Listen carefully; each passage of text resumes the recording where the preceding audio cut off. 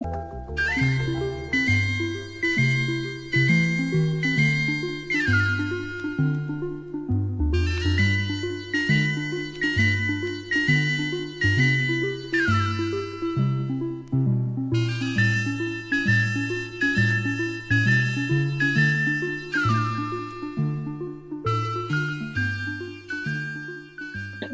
to the 2-month review. This is Chad Bose from Open Letter Books, and we are here, as always, every week in which we take a long, difficult book, break it down section by section, talk about it, analyze it, have jokes, have fun. I'm joined, as always, with Brian Wood. Hi, Chad. Screwed up the whole intro. I did. I was late. Sorry. I was swallowing. I was very carefully swallowing my saliva so I wouldn't choke on it. Has that ever happened to you before? Where like the closest I've ever come to death is inhaling my own spit, and I was trying not to do that just then. So that's good. Don't die. That was my fault. Don't die on the podcast. That's probably an FCC violation. Yeah. If we were to broadcast you live. So hi, good to be here. Good. Okay. Yeah. We're talking about Radiant Terminus, and we're talking about Radiant Terminus by Antoine Volodine this week with Rachel Crawford. Welcome, Rachel. Hey. Rachel is the guest who was supposed to be on last week, but we had a quote unquote conflict in which there was, I forget if your car had been broken at that time or like, yeah, it was. Okay. I thought it was the day before, and we were like, this is going to be chaotic. Let's reschedule everything. Yeah, I was traveling. Yeah, it was crazy. So thankfully you're able to come on this week. But then I know that you listened to the last episode and have a beef to pick with Brian, who started a conflict. A legit conflict. Yeah, controversy finally. It's not even real beef, because he's not entirely wrong about what he said. It was just funny in the context of like, oh, you had said, Chad, oh, we had a conflict with the guest, and Brian was like, that makes it sound like you guys are fighting, or there's an actual issue with the guest, and then he brought up later that New Jersey is hell, and one big tar pit of pepperoni and cologne or something. Yeah, pepperoni and cologne. It is that way in the summer because all the New Yorkers come down and fuck it up. But before that, it's just to make it clear, Rachel is from New Jersey. She's from New Jersey. New Jersey. Barry, I have seen you almost claw a woman's eyes out about a New Jersey comment. Yeah, I mean, I just grew up in like a shitty like Irish town in New Jersey, like a shitty like white Irish town. So it was like, I don't know, it didn't fit any of the Jersey stereotypes. No like accents. No. Yeah. I mean, I look like a Guido, but most of the people I grew up with didn't. So Is it okay to say Guido? Is that if you say it about yourself, right? She can say it, but you can't say it. Right? That's how that works. Okay. Probably not. Sounds like a plan. So, Rachel, tell us a bit about yourself. You are a master's student here at the University of Rochester. You've been an intern at Open Letter, where I believe your nickname was Paranoid Sarah. Yeah. that was the summer when we had all the Sarahs, and like Quantum Sarah and other Sarah that I can't remember what it was, and then you were Paranoid Sarah. Yeah. And you went through and have been working a lot with like the different translators here in town. But why don't you tell us a bit about yourself? Introduce yourself to the audience. Yeah, so I just actually this week finished up my master's degree. My thesis is all set, good to go. Congratulations. Congratulations. Shots. We will. Okay. For always, anyway. 10:15 in the morning first. We got to wait 4 more minutes. Okay, fair enough. What else about me? What's your thesis about? My thesis was about, I'm interested in madness in literature and how it's projected onto specifically marginalized groups. So like the projection of madness, not actual madness. So that kind of happens a little bit in Radiant Terminus, right? Yeah. Which we can get to. So I focused on Quentin Compson in The Sound and the Fury as like a non-binary character. Now, I didn't want to diagnose him as gender confused or that he identifies in a certain way, but just as a non-binary character, and how his sexuality, contributed to his madness. Cool. Very cool.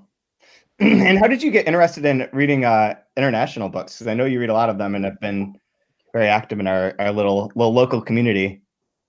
Yeah, so I when I was doing my undergrad, or even when I was in high school, I really liked, I started with a fascination with like Edgar Allan Poe. And Edgar Allan Poe's, obviously an American writer, but, he was really rejected by Americans and was loved by the Russians. And he was my favorite author growing up. And then I kind of branched out into Russian literature.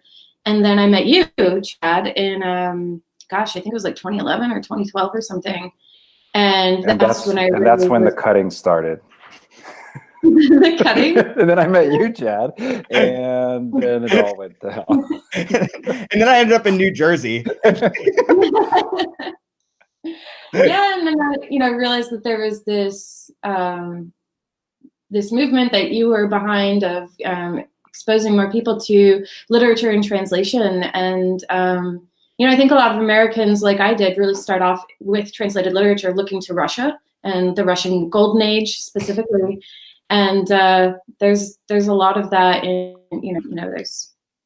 Were you did you find yourself drifting towards Russian because was it similar to like the melancholy you found in Poe?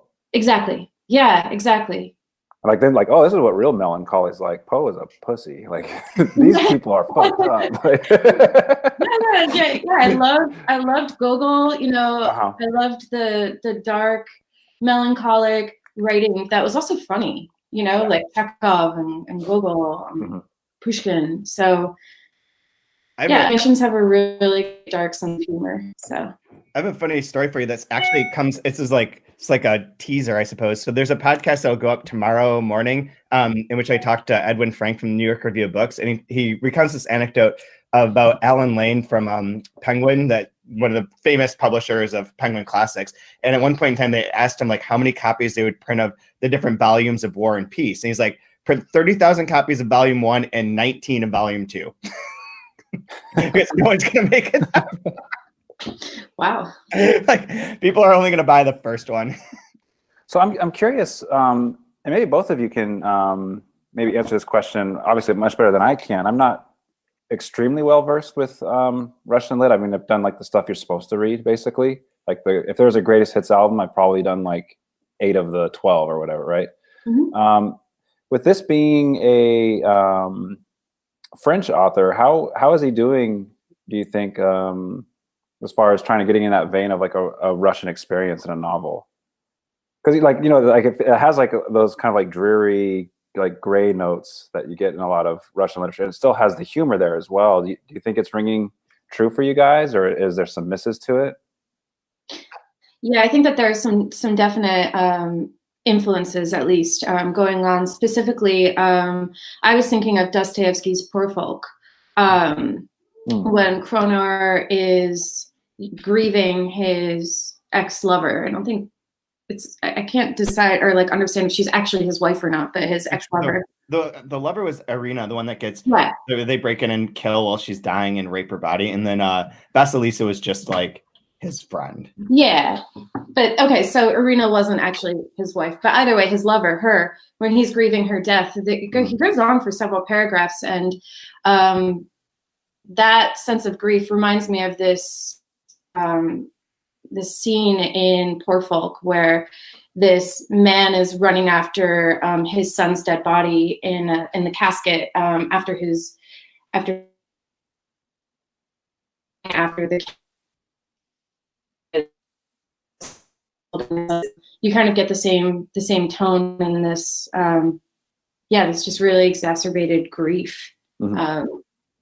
So I saw a little bit of Dostoevsky in there, and then I feel like Gogol's pretty present as well, with some of the absurdity that's going on, like you would find in The Nose or The Overcoat, right? Mm-hmm. But these are probably things that like you've read, Brian, so I don't know if I'm bringing up any like arcane. No. I think everything. I'm so naive for the most part. Everything is great for I soak it all in. I also get some of the shadings of I don't know how I got stuck reading this book in one of my literature classes. Probably because nobody else. I think we had a long time ago in high school. There was like a reading list, an advanced reading list, and I was late to sign up for it. So there was like 5 books left to pick. So for whatever reason, I'm just like, I'll pick A Day in the Life of whatever his name is by Alexander Solzhenitsyn. It's the most like depressing. It's about the gulag, and it's just awful. Like I think half the book is about getting a piece of sausage to make soup. Like it's just so miserable, and I get shadings of that. Like I think he nailed the misery, obviously. Yeah, absolutely. I agree. Like there's a lot of the Russian stuff. I mean, he is Volodine is teaches Russian literature. Okay, that makes sense then. Because I was trying to figure out how did he tap into this so well? Like I'm very envious of his ability to like be something he's not. And I'm not 100% sure. He might because Volodine is a pseudonym or heteronym or however we're going to use it. But I think that he might have like a Slavic heritage as well. All right. And that might be where he's interested in that. But all the books have like, I'm trying to think through the various ones, and there's like, this is the most Russian of them in terms of both its length. Of the ones that have come out in English, the length is more Russian length, like long. But there's a lot of that, the trains, the camps, the gulags, all of it is based in the Soviet Russia. It's supposed to be invoking like a Russian landscape and like using that, like the idea of there being like the grand radiant future that you could have of the communist utopia and like subverting that in this way. But the other ones have a little bit of that. Like Minor Angels has a lot of camp sort of stuff to it. Mm-hmm. When I remember, it's been years.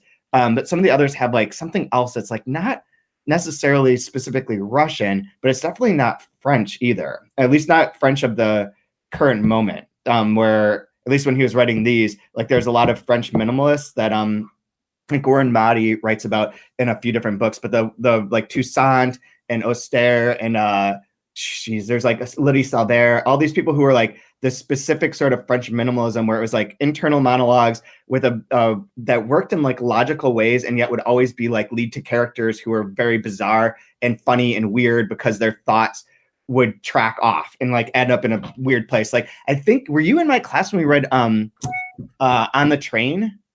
No, Chad, I've never been in your class, and I'm never going to take one of your classes. I meant Rachel. I was looking at the box in the corner here. I'm kidding. Which apparently is not the same as eye contact. Weird. No, I didn't read that. Okay, so there's this book. It was great. It's like a short little book. It's super funny about this guy who wants to go. He goes to the train station every week, and he looks for like an attractive woman who like he can try and hit on. And so he finds in this setting of this book, there's this woman who's like carrying too many bags of books and stuff, and she can't carry them all. So he goes and helps her carry on the books, and she gets off at the stop. So he's like, oh, I'm going to get off at the stop too. And she goes and checks in this hotel. So he's like, yeah, it makes total sense.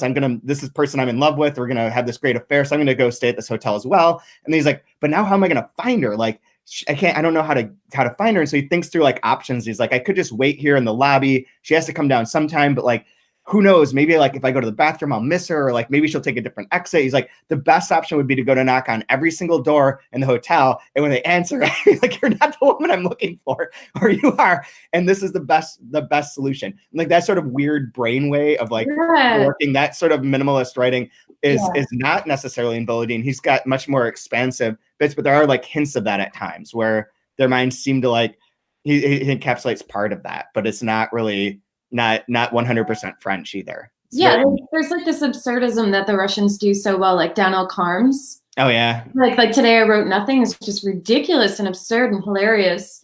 It's just entirely plotless.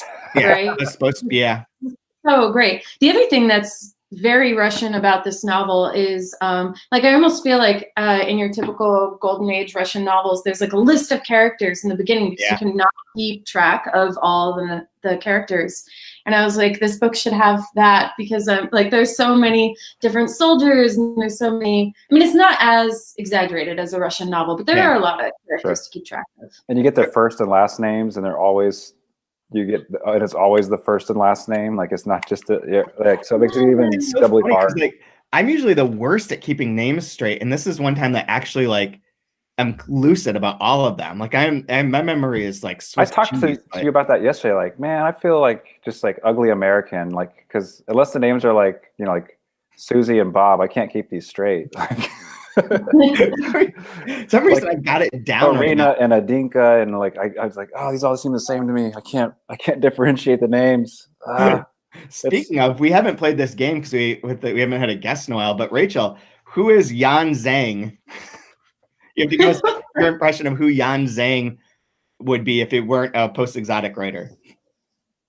I have no idea. Yeah, I don't... That's the game. That's the game. Invent a character with the name Yan. Oh, I'm inventing a character? Yeah.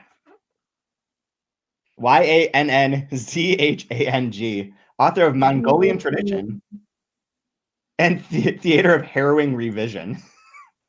Oh, fuck, Chad, I have no idea. And A Flag Under the Mud. That might be the best title ever. A Flag Under the Mud.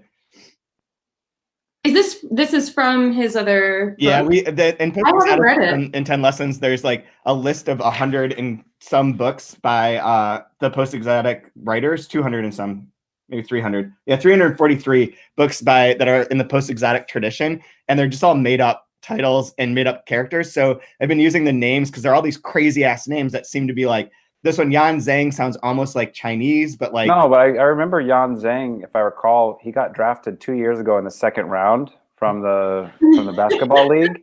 Yeah. And he got, for whatever reason, he got drafted by Orlando Magic. And he made it to the G League, but he never made it up to the pros. He flamed out. But he was like a huge star. Yan Zhang was a huge star of the Chinese basketball league. I think he led the league in blocks. He was like 6'11", but he ended up flaming out as a big man. Yan Zhang, yeah. Bad knees. That is a shame. Thank you, Brian. No problem.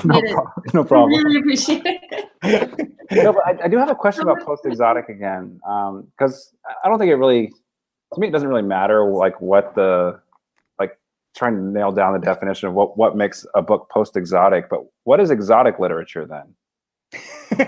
You know what I mean? Like if it's post-exotic, so is Russian exotic literature? So I think, or who's saying it's exotic? Like, you know what I mean? Like, what is exotic literature? For next week, since it's the last one next week, and I think it'll just be the two of us, because again, I lost my sheet of when everyone's supposed to come on here, and when my computer was stolen, so I have no idea if anyone else is supposed to be a guest. Your computer was stolen? What's that? When your computer was stolen? Yeah. That file was never backed up. So I had like a schedule of who was supposed to be a guest on which week. It's a drinking story for when we celebrate your thesis being finished. We'll hash it out.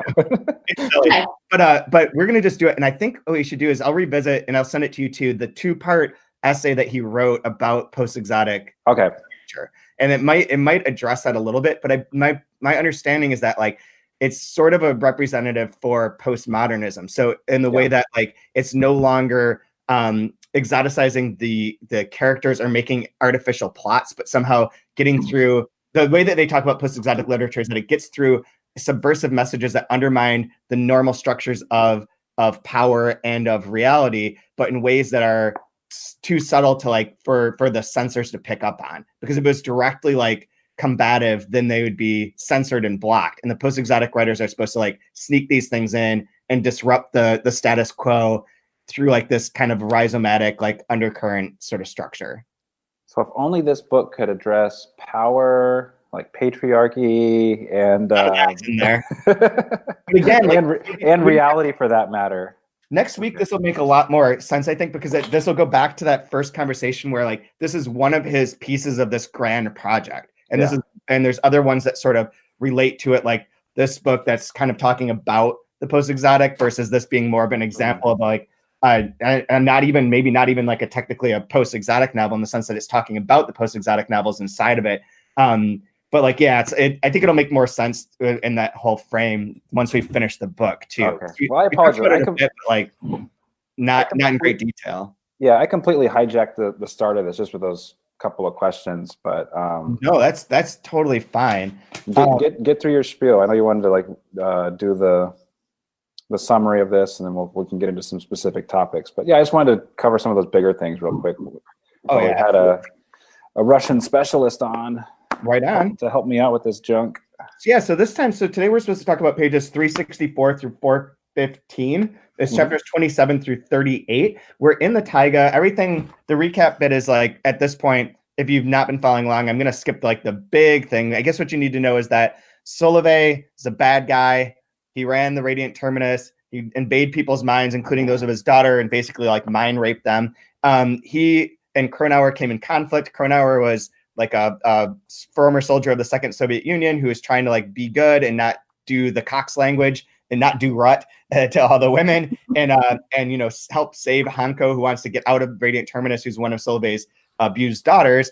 And they come in conflict. Kronauer tries to kill Solovey. That doesn't happen. Hundreds of years pass. Solovey's stuck in Kronauer is resuscitated because of Solovey's infinite power in the oil pits, is brought back to life, is now wandering the Taiga as well, where Hannko is living on her own, writing down things that are post-exotic texts that she can remember from the feminist post-exotic writers, along with her own observations, along with rewriting down all of her dad's crazy speeches. And that's basically where we pick up, because we had only read a couple chapters into this fourth part of the book for last episode. And that sort of set it up. But this one, I guess we could take these one by one again, because each one's different. These Taiga, these are Naraks in this section, and they each seem to address a different character each time.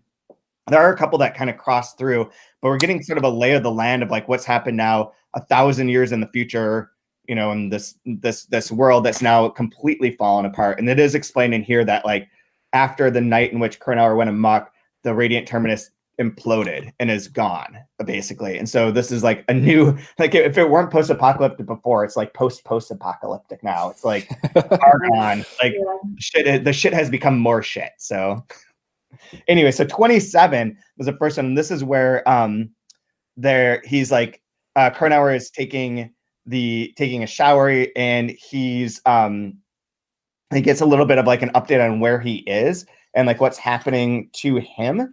And this is, I believe this is a section where they come in and Solovey and Grandma Ugdal interrogate him. So he's given a sort of trial within this sort of weird communal bathroom, shower room sort of sequence, which is very surreal. And they're telling him all the things that he did wrong and accusing him of, which are these horrible, crazy crimes, but aren't true. So on 367, it's Solovey jumped from subject to subject in order to discombobulate the accused man and make it impossible for him to defend himself. Every so often, he summed up the main charges, and then he gave equal weight to blood crimes and miserable, ordinary details of life in Radiant Terminus. According to him, Kronauer had intentionally half-fixed the fire hydrant in front of Miriam Ermarik's house, which had turned a large part of the main road to mud. He had unfairly taken Barguzan's shirts. When his turn had come to work in the kitchens, he prepared a porridge of toasted barley with flour and rancid butter without paying attention to the amounts, thereby repeatedly creating disgusting meals. He had hurt Samiya a bit when he had brought her back from the forest the day of his arrival. Then he had tiptoed around all the women in the kolkhoz with clear intention of sleeping with them and hurting them, the only exception being the Grandma Ugdal, whom he had evidently spared, but doubtless because she had brought to light his role in assassinating an officer in the Red Army, because she had unmasked him as a deserter. Among his Casanovian actions, he had persuaded Samiya Schmidt to read and reread unhealthy pamphlets written by Maria Qual and her group of Amazonians, to the point that Samiya Schmidt had lost her spirit and had gone crazy against her father. Which is amazing, rundown of you made shitty soup. You caused my daughter to go Captain America or Captain Marvel on my ass. I knew it was funny when I read it, but it's not really funny until it's read out loud. When you read it, that's hilarious. One, you made mud. Two, wait, I'm on trial for making mud. Yeah, and not only mud, but the soup sucked. Yeah. Used rancid butter in the inappropriate amount. Your little Casanovian tiptoeing with all the women. It's what? Yeah. You didn't even hit on Grandma Ugdal, probably because she figured you out. It's really spectacular. Yeah, that's his. Or how great would Judge Judy be if they had to be on trial while taking a shower? Just these poor people just naked, and Judge Judy's up there just the absurdity of that, even, right? The fact that. Because there's this wonderful line, I think, where he says he makes the pose of a frightened naked person. Yeah. So I knew exactly what that was, right? You put the leg up to hide yourself, and then you cover your private parts, right? So he's doing that pose, water coming down him, and then just you made bad soup. It's so bizarre, this trial, right? And I think it goes perfectly with with the vein of Russian literature, these bizarre mock trials of just wanting to accuse somebody of something. This is a crazy kangaroo court. Yeah. It works perfect. Yeah, it's super Daniel Carms, right? Super Carms. And even with the feminist writings, I get that there's this paranoia also, my Russian professors who I had who were from Russia, All isms are bad. They believe all isms are bad because all isms lead to extremism. So there's that paranoia, I think, that exists in like Soviet era Russian thought. All isms are bad. So feminism, this is what will come of feminism. And he really channeled into that really well. But all that like absurdism is super, it's just, I don't know, it's just absurd. And you really find that in Russian literature, yeah. There is, so like, I love the part too at the end where, and this is crazy. So in 369, the shame of being, I think your line, the shame of being naked like an animal in front of the judges, in front of the corpses, in front of Samiya Schmidt on her stool, and in front of Samiya Schmidt lying on the floor, her head exploded. And why would I be the one to have killed them? Kronauer asked defensively. Kill is a big word, Sylvain acknowledged, but you spent a night shooting at them with a war weapon. They weren't in good shape when we collected them. Whenever someone tried to get close and calm you, you shot them down. This went on the whole night until you were knocked out. I don't remember any of that, Kronauer said. Are they dead? You're one of ass soldiers, Sylvain said angrily. What do you think you are? Which leaves him in a precarious situation, but also is awesome. Like, well, you didn't really kill them, but like every time someone came to calm you down, you just started shooting at them with a war weapon. Going amok. Running amok. I think that's one of my favorite things too in this novel is the dialogue. The dialogue's really well done, especially Kronauer, because he's so matter of fact. And I think sometimes when writers try to do this or like to imitate like that terseness that like maybe you would find in like Hemingway or something, it just comes off as bad or almost funny when it's not supposed to be. But Kronauer is just this he's just kind of like very matter of fact, like what are you talking about? Or this is not the case, and just like highlighting their absurdity more than they are. It's really, I really like the dialogue a lot. Like how perfect, like on 371, yeah, halfway down, right? Solivier says, you went into your own dreams to hurt her, Solivier said. That accusation doesn't hold up, Kronauer said. Yeah. I saw your dreams from start to finish. I went into them. You hurt her every... So the very thing he's accusing him of is like, no, I invaded your dreams. I know you invaded people's dreams. Like, I know you were, well, it's not even that they're in dreams. He's saying that in your dreams you did things to them. Yeah, he's like, I don't even remember. He's like, oh, I watched you dreaming about. Oh, I invaded your dreams. I know that you did that. Like, what? What the hell? I remember them. I was there. You came and went like a lecherous dog. I don't remember my dreams. He mixed up the woman you knew with the woman you wanted to know. Your cock trembled like a Stone Age monster. But I remember them. Yeah, like just how bizarre that is. It's wild. So this part, chapter 28, the trial like continues and has a great couple lines, including the one plot point that Samiya Schmidt's exiled after this. Like she's thrown out of the Radiant Terminus. She'd be expelled from the reassuring world of Radiant Terminus and would have to walk blindly for 1,608 or 2,302 years or more without help of any kind, a punishment coupled with the impossibility of any rest, whether in the world of the living or that of the dead. And then the facts motivating such a punishment were chiefly parasital attacks, incestuous intrigues, both generic and concrete, the feminist ramblings contrary to ideals of proletarian egalitarianism, conflagrations and destruction of public buildings, refusing collective morality, divulging secrets of enemies, sabotage. Refusing collective morality. Yeah. Refusing collective morality. Mm-hmm. Oh man. And then there's a great bit where like where he's getting accused of everything, and Kronauer's like, I didn't shoot anyone, he finally said once again. If you're gonna say shit like that, the Grandma Ogdal suddenly said angrily, you should just shut up, Kronauer. That's how you defend yourself in this court. I didn't do it. Shut up. Don't say shit. I was expecting something really bad to happen to him in that shower. It was a really like suspenseful, intense moment for me. I thought something horrific, especially after like the section that's tackled before this was the climax. So you're kind of coming down from all of that energy and violence. And I was really expecting something horrible to happen. I mean, it's not a comfortable scene by any means, but I was expecting something to happen to his person. Yeah, especially all the nakedness and like the pleas, like, may I get dressed, and like no, like keeping him naked and under the eye. Yeah, he's so brave up until this point where, you know, Volodine describes him as begging at that point. Yeah.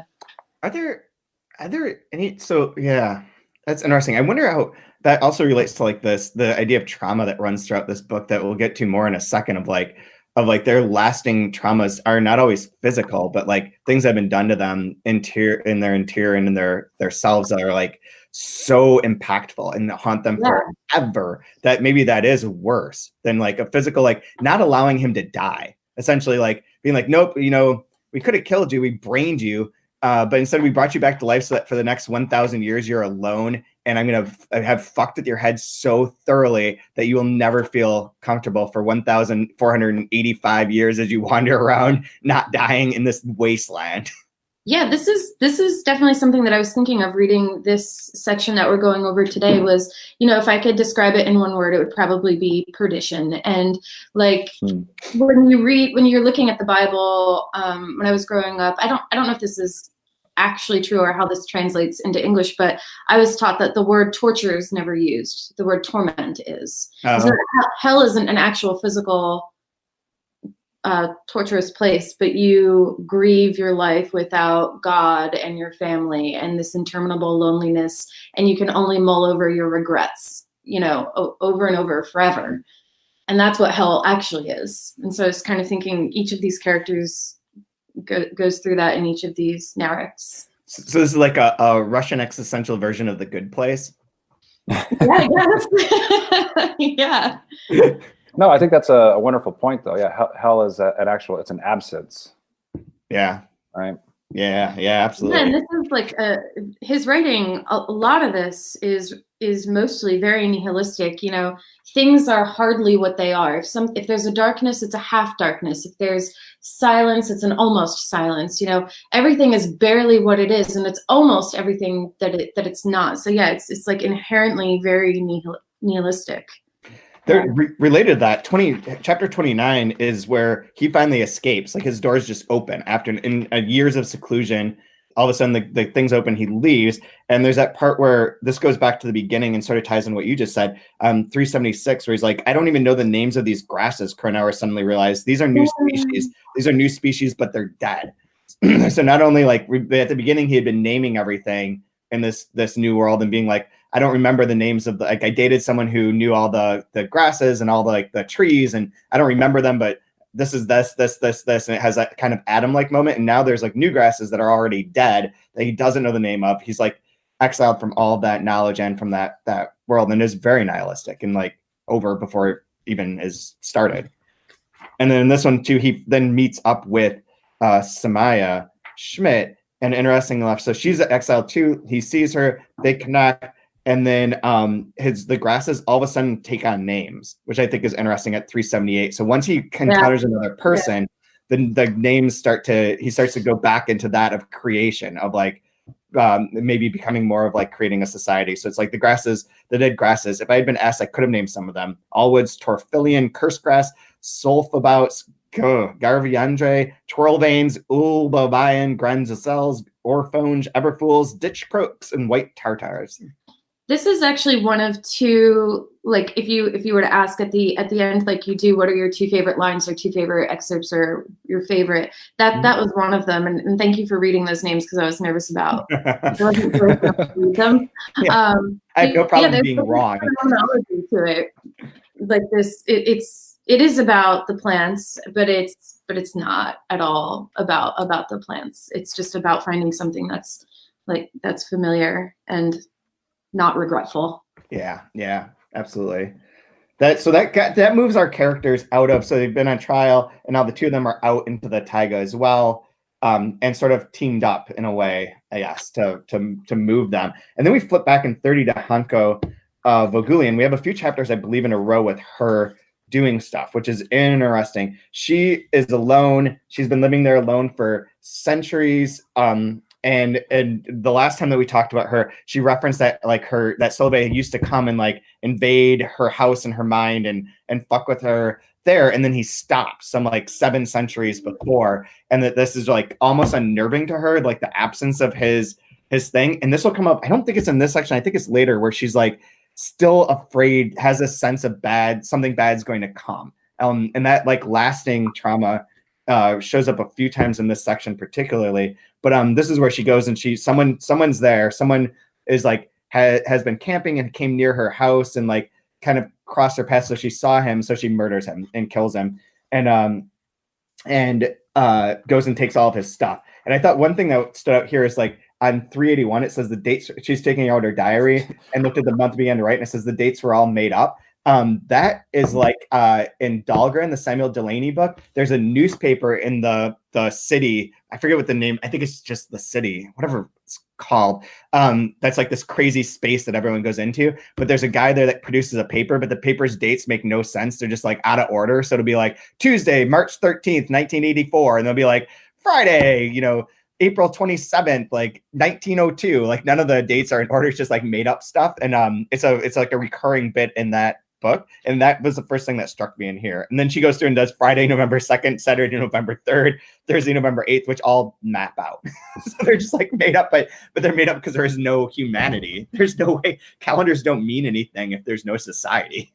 And Brian was saying in the last episode that you guys did that, with regard to Solevier, that does he represent this godlike figure because he's outside of time, and if time is nothing for him, it's irrelevant to him, and now the rest of the characters are in this as well, so it really does seem like they're in hell, right? It seems like there's no time, there's no north or south, there are seasons, it seems like, but even those are a little confused, and kind of run into each other and are out of order sometimes. But yeah, it definitely seems like they're out of space and time. Yeah. And they do lean in pretty hard a little bit later with talking about marionettes and, having no control over your actual, like, there's no free will. There's no, like, everything's just determined. Yeah. Yeah. But just a great little button on the end of that little writing in her journal and whatever. She finds a book of that's my favorite line. I was going to mark it. Go ahead. You can. No, you read it. It was going to be my one for the end. Oh, I'll save it then. We'll save it for the end. Sorry. Okay. That's my favorite one. 382. Get prepared for a great line. Yeah. It's a great line. Chapter 31 is back to like the typeface of Solovey's ramblings, his poetic thing. But this seems to be one that's written by Hannko about Solovey, and I don't know what to make of this. So it's for a specific reason. So this chapter, let me see if I can explain this. So I'll just read a couple of things I underlined, and maybe this will make sense. So on page 383, 31, at the moment the flame stopped roaring, and perhaps a little later, several years later, because now and for a long while you haven't been calculating time the way you used to. For a long while you haven't cared about clocks and calendars. So this second you entered a place that had to be a black lake of tar and naphtha and blah, blah, blah, blah. And then it goes on to like 384. So it goes into this you goes into the space, and then deep down your existence, though nicely organized by an iron ideology constantly soaked in the wellspring of black magic, blah, blah, blah, you're disastrously muddled to the point that you ended, or rather you started, by confusing daughters, wives, and mistresses, simple crimes and massacres, proletarian morals and vile reveries, tyrants and prisoners, birth and death, and for some time, you justified this difficult wayward trend by leaning on the bardic yet nebulous theory of canceling out opposites, of dissolving contradictions in an indeterminate and certainly a sometimes nightmarish, sometimes not, oneric mass. You refused the method that would have forced you to separate the narrative grain from the Baroque chaff, and you began declaiming, first as an introductory prayer, calling forth your secret henchmen, then creating by your mouth the shadows of those who had crossed your path or wandered by accident. You reincarnated yourself in the unkind figure of Solovey. And then it references the other henchmen, Eli Kronauer, a bunch of names I'm not going to pronounce, Maria Quell. So the thing I didn't get was like, the you and Solovey seem to be two separate people at this point, but they're describing Solovey and what he does and his like black magic and his world of like making no wives and mistresses are the same and all this stuff in the daughters. But like I didn't know how to process this one. And your guys' thoughts.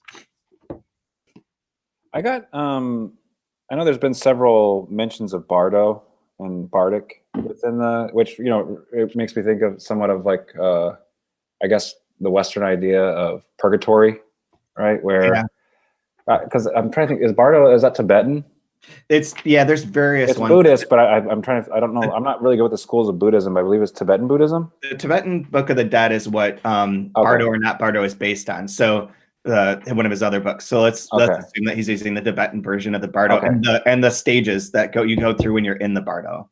But But do you go to the Bardo whether you're good or bad? Yes. No matter what, when you die, you go to the Bardo. And depending on like what you've done in your normal, I guess, in your life, depending on how you behaved or if you were good or bad, the length of your stay in Bardo, or is it? No, the Bardo. So you go to the Bardo no matter what for 49 days. And while you're in there for 49 days, you're supposed to, on the outside in the world, the physical world, someone's supposed to put like a picture of you there and chant or like help guide you through the Bardo and help guide you through the 49 days to your rebirth. And along the path, there's a certain number of stages that you go through. Like first is like when you first enter, there's a chance to go into the light, and people don't take that. And so they end up in the Bardo, and then they have to encounter like their exact opposite, their versions of themselves. And then it all merges into one. And then you are reborn based on like what you're desiring at that moment in time. So like there's one of the stories in Bardo or Not Bardo is great because like the guy goes through it all and he's like, I just don't want to be a fucking spider. I don't want to be a spider. As long as everybody's anything but a spider. And at the end, of course, is like, what are those figures? Those look really beautiful. That's gorgeous. And it's like 2 spiders. So he's reborn as like a spider. So you go through, but I forget what I remember this when we were doing the books. I read the Book of the Dead, and it has like a sequence of like things that you go through and encounter, but it's always 49 days. Okay. Which is why I wondered if any of these numbers were ever like multiples of 49, but I haven't checked that. But no, I mean, it just seems like much like it would be a key as to this weird space that people are in, and they come out of it just random, like, you know, like I was in this dungeon, and one day the doors open and I walk through it, and now I'm in I'm new and time has passed, and so like he's out of that bardic state now and back into reality, or you know what I mean? Like there's something like passing back and forth within this black oil of whatever they were. Yeah, I was wondering like if this section was basically a higher there's various planes of existence in this book. If this was one step further in like the metaphysics of this world, in which there's always an evil that's reborn over and over again through this black magic thing that can do whatever, and it's reborn as Solove, but it's always going to to be there. And it's her as well, because they say she has the same golden gaze, or what she has like that ability to control, or it's reborn with her. Yeah, absolutely. And the other thing too with this is we keep seeing, like, of all the names, for whatever reason, Maria Qual keeps popping out to me over and over and over and over again. I keep noticing that of all of the made up names we're getting, and she's in this part too.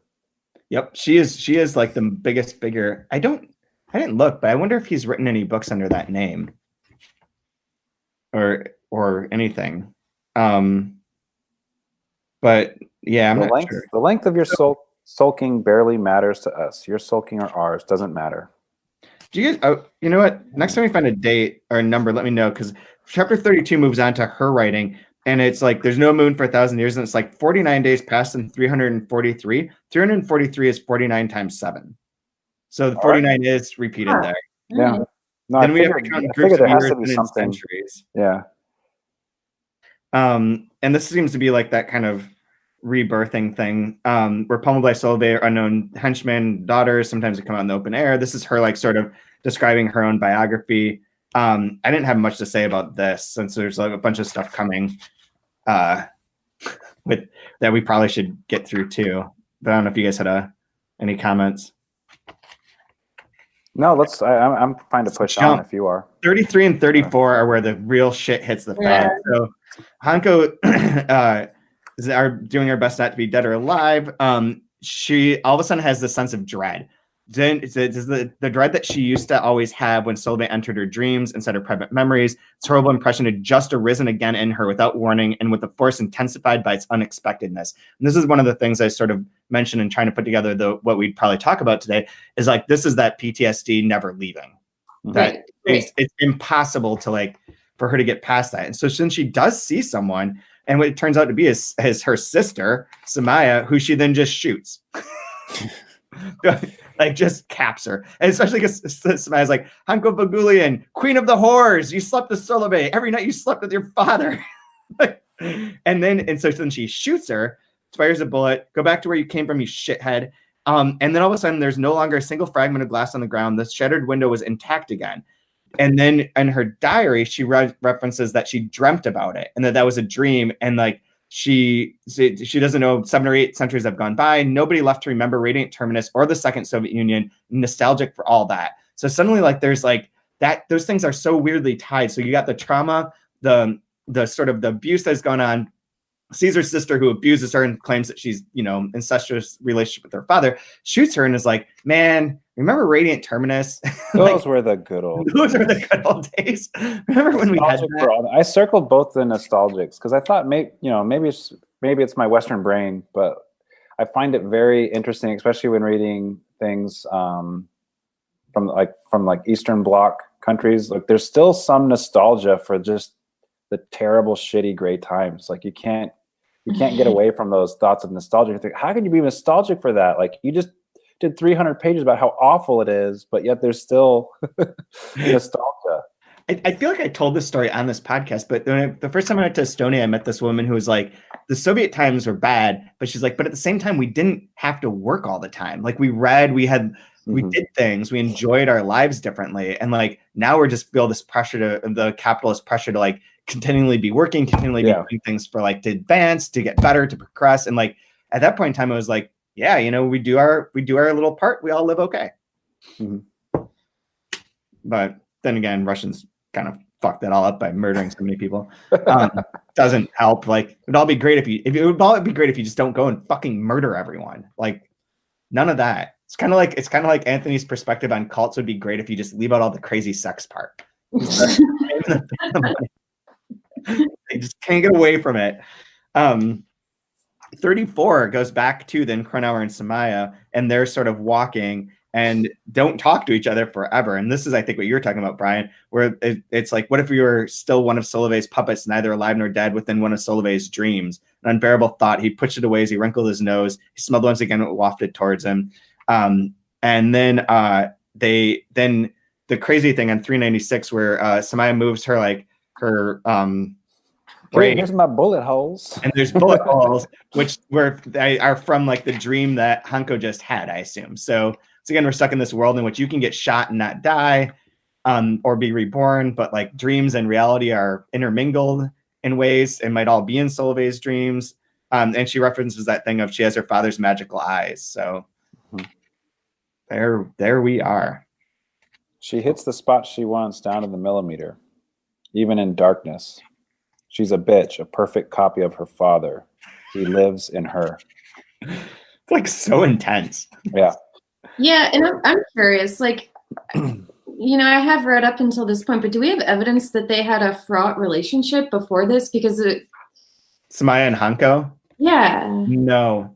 Right. There's like one sentence in 33 where Hannko is saying, "Oh, I always hated her," and it's this sort of relationship that's established between them and the history of them in this one sentence that, like, okay, all right, like she's shooting her and I don't know why, and it sort of like tracks. PTSD. Yeah, what tracks for me is like they were both sexually abused by their father, and I feel like that sets up a situation in which they just both would naturally hate each other. Like that's such a divisive thing, like make you seem so alone and like and vulnerable, and that like if he's showing preference towards one or the other, like if they have that sort of like I don't know how to articulate it without being like weird or like putting a lot of stuff on there, but like just a sense of like that trauma and that emotion, like I could see it just playing out that way. That like that makes a lot of sense actually, and that's kind of like what happens in the Girl with the Dragon Tattoo series. I think it is, right? Like the one sister leaves the other behind or something, and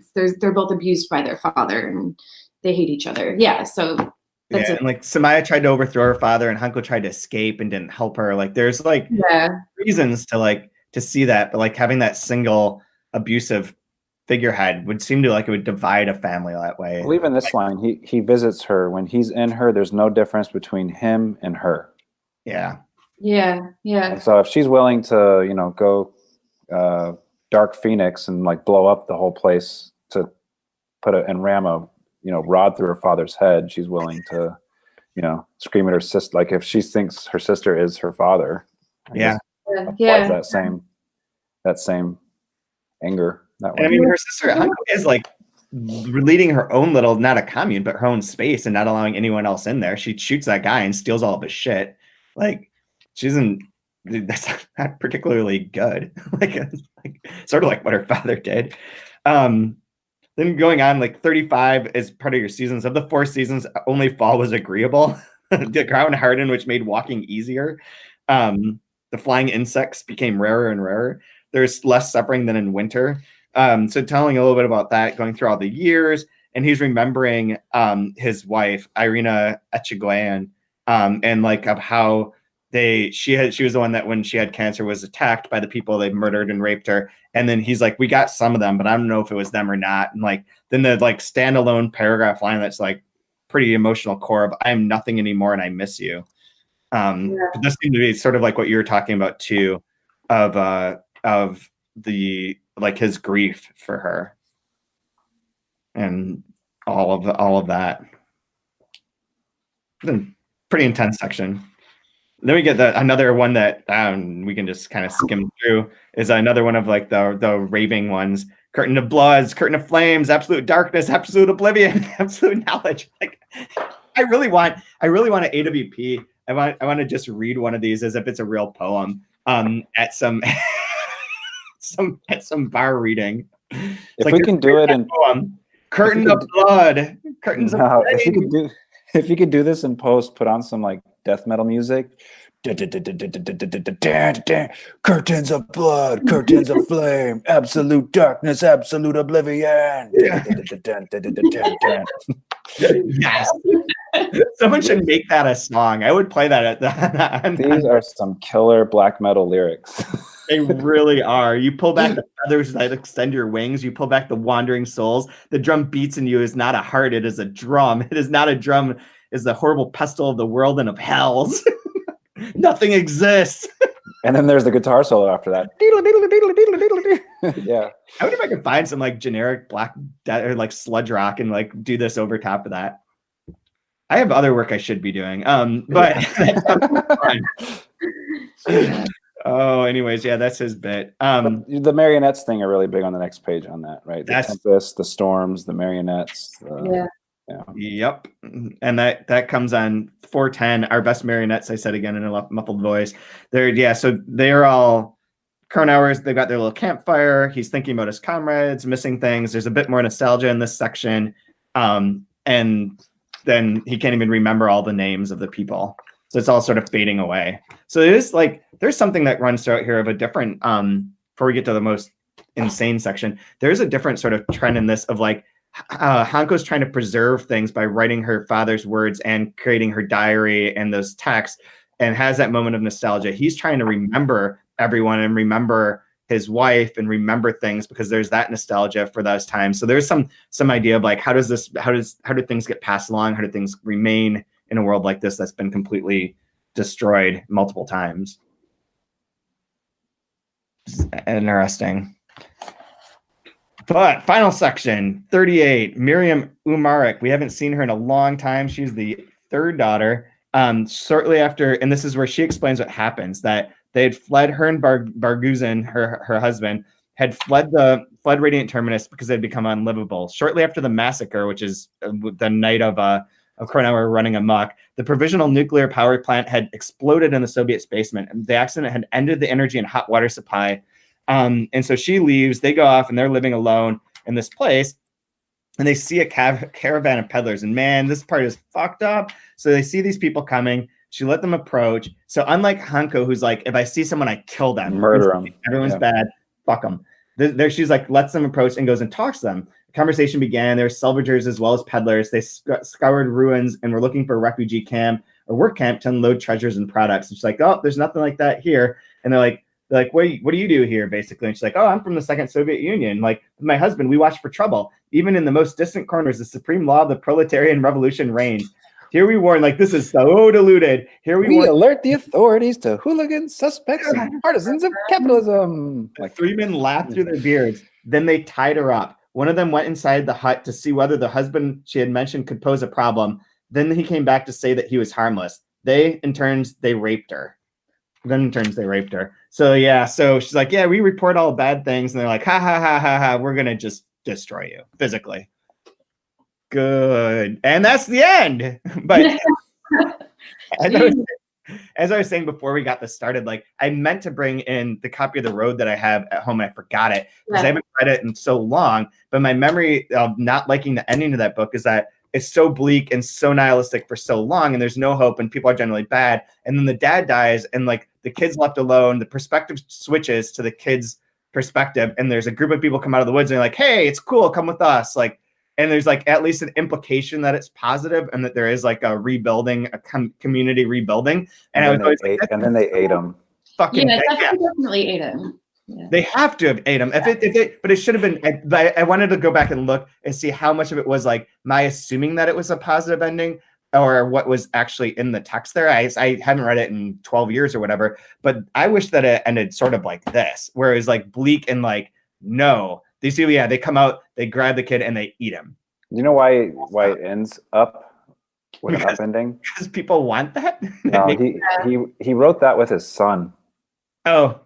Yeah, so you're not going to eat or rape he's not going to eat or rape his son, so that's why it ends that's why it ends happy. No. Yeah. No. Yeah. So, but yeah, it's false for. I'm going to write a book with my son, a post-apocalyptic book with my son, where he gets eaten at the end. Sorry about your luck. That's the way of the world. Should have murdered the strangers. That's what happened. Yeah. I'm not going to lie to him like that. I'm not going to lie to him. You don't get tied up if you murder people first.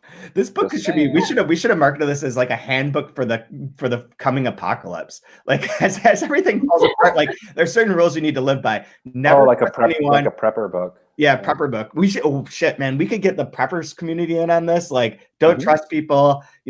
Talk to your core because the core will keep you warm. The core will keep you warm. How to feed your core, chapter 4. Yeah, how to feed your core. Feeding. We could get the prepper community, which is also maybe related to like the fitness community. The whatchamacallit, where are those people? The hardcore, like Greg Underwood's fans. The Radiant Terminus fashion guide. It's different wigs for when all your hair comes out because of the plutonium. Yeah, all right. It's true. Yeah. So this Taiga sheet will help you get through the grasses without any of those scratchy. Identifying plants in the post-apocalyptic landscape. Everything not edible, not edible, not edible. Like every single. Oh man. Well, do you guys have if it's growing, it's poisonous. That's everything. Exactly. Do you have a favorite line that you want to share, or do you want me to do mine while you guys look for yours? I'm gonna look for mine real quick. I had a backup because the one that you read earlier was my favorite at the end of 29. Oh yeah. Brian almost stole mine, but now cannot find 382. Yeah. So when Hannko kills the guy and goes to his camp and takes all the stuff, she found all the various things, including like an army lighter, baits for traps, cords, also half a book, no cover, no title, post-exotic Narax, read 2 or 3, total garbage, good for starting a fire. So absolutely wild. This comes up a lot with like books that are garbage or are like good for starting a fire. There was another one, just it was on page 400 about, Grandma Odgul and her, like how some books are just not good, and there's a lot of talk about socialist realism throughout the book, and I feel like Volodine's trying to say something about, not all books are created equally, and there's a lot of shit books out there. That's newsflash. Yeah. Are we allowed to say that? Are we allowed to say that there's a lot of shit books out there? There are a lot of shit books out there, man. Yeah. Do you have a favorite line? My backup after the one at the end of chapter 29 where he's kind of renaming plants and the way that he kind of renames his old comrades too. I liked that a lot. We'd read that before though. My backup is the one sentence on 400. I am nothing anymore and I miss you. I know it's kind of an easy go-to, but I don't know. It's just very simple and just kind of reminds me of that really impactful, and Jesus wept. Just a very simple, heavy sentence. And it does go back to like the main theme we've been talking about of like how like the connection between like people and like this connection has been severed for him. Yeah. And like he's nothing and it's like it's very intense. Because every once in a while, like this hits like a real emotional core amid like all the comic book craziness of it. Yeah. How about you, Brian? All right, I'm at 1% on my back. Brian is gone. Brian said he was at 1% on his battery on his computer, and then it was about to go out. So he is lineless this week, which is fine. So, anyways, I guess we could just wrap up here. So I got to get to another meeting. But thank you for coming on. Yeah, thanks for having me. It was really fun. And next week we'll be doing the last sections of the book. So it's like the last 50 pages, 416 through 468. So we'll see how everything wraps up. We're going to revisit those 2 articles you wrote about post-exoticism, just to see how that relates to here and sort of now have a better perspective on kind of recapping it. And we'll do that next Wednesday morning. And then we've announced it before, but the 8th season will start sometime in mid-April and will feature Schoen's Codex 1962. We'll have more information about that on the website on 3%, which you should visit regularly and read all the articles on there, because there's some of them that are pretty fun, such as the one in which we call for people to nominate their International Hall of Fame writers, which everyone should get on, do that. Rachel's responsible in part for this whole post and idea.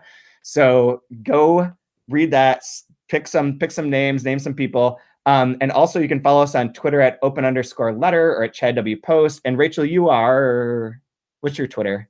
Oh, no_sobriquet. Oh, that's right. And which you can go find that. I'll have a link to that in the show notes as well. Cool. Other than that, everyone take care. You can still buy Radiant Terminus through our website. Use 2 month at the 2-month review, or no, is it just 2 months? I forget what the code is. Whatever, there's a code, you'll find it. Who cares? Have fun, buy some books, read some books, talk about post-apocalyptic worlds, and we'll be back next week.